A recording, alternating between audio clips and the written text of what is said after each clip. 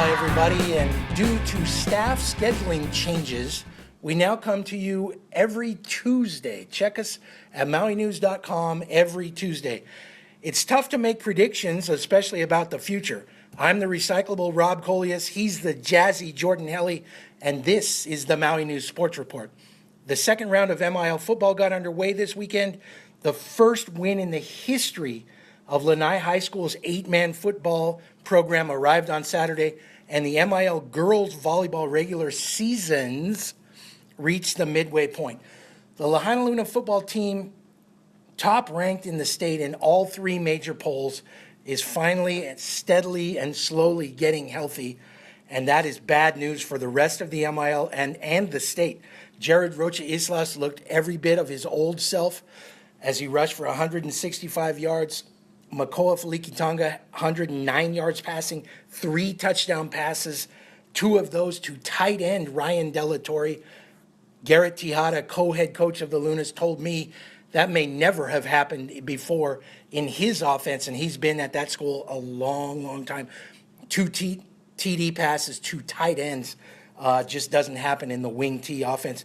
Felikitanga also ran for 57 yards and a touchdown, and the receiving tandem for Kamehameha Maui of Joshua Hiwatashi and Keone Keanini just keep creeping up on some record numbers. They combined for 16 catches. 49-7 was the final score.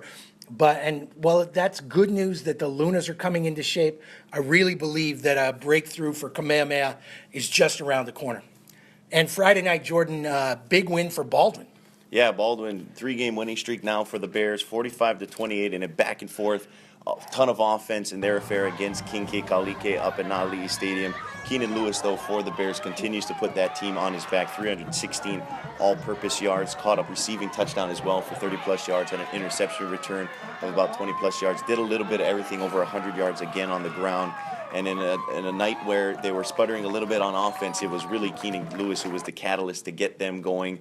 But King Kekalike battled back numerous times. They were only down 10 points late in the fourth quarter. Kavika Hamelin, back from injury, just makes a huge difference for that team on offense. He was over 200 yards, 228 yards passing on the night, 3 touchdowns, 2 of them which went to Corey Brown, and King Kekalike showing a lot of promise, particularly with Kavika Hamelin back in the lineup.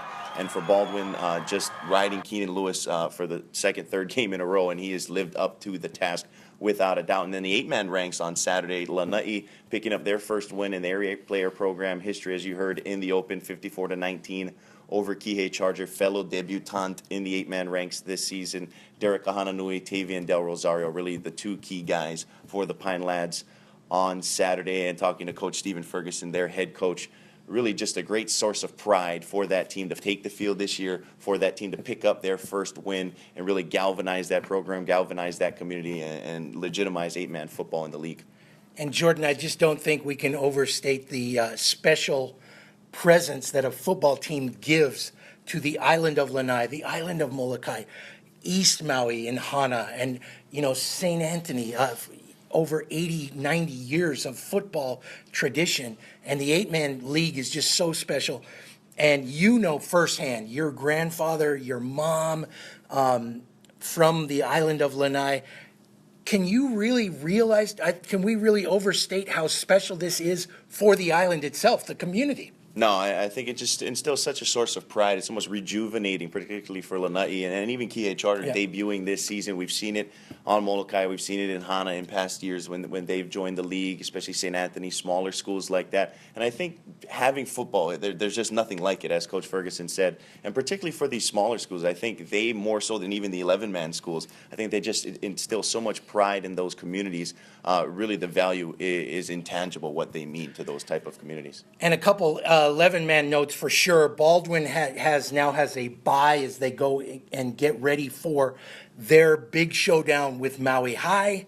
And I can't say enough how big a difference it was from one week to the next for King Kekalike. 2 yards of offense in a 48-0 loss to Maui High last week.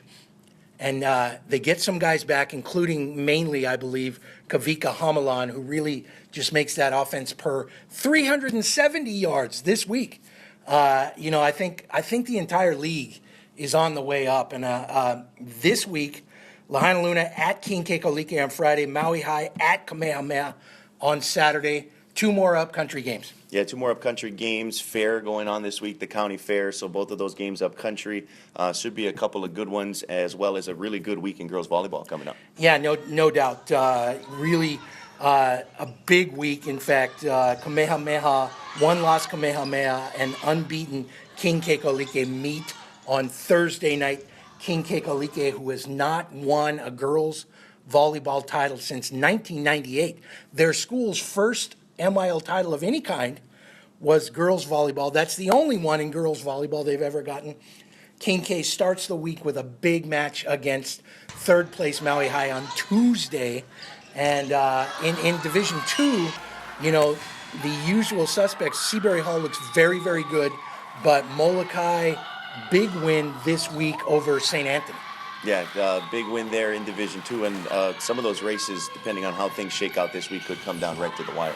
No doubt, and really almost a must-win for Kamehameha to think about the regular season title, but that's not the overall title. You can still get that by winning the tournament and then a possible playoff game, but really a big week in girls volleyball this week, and that's our report for this week, and send us your bobbleheads.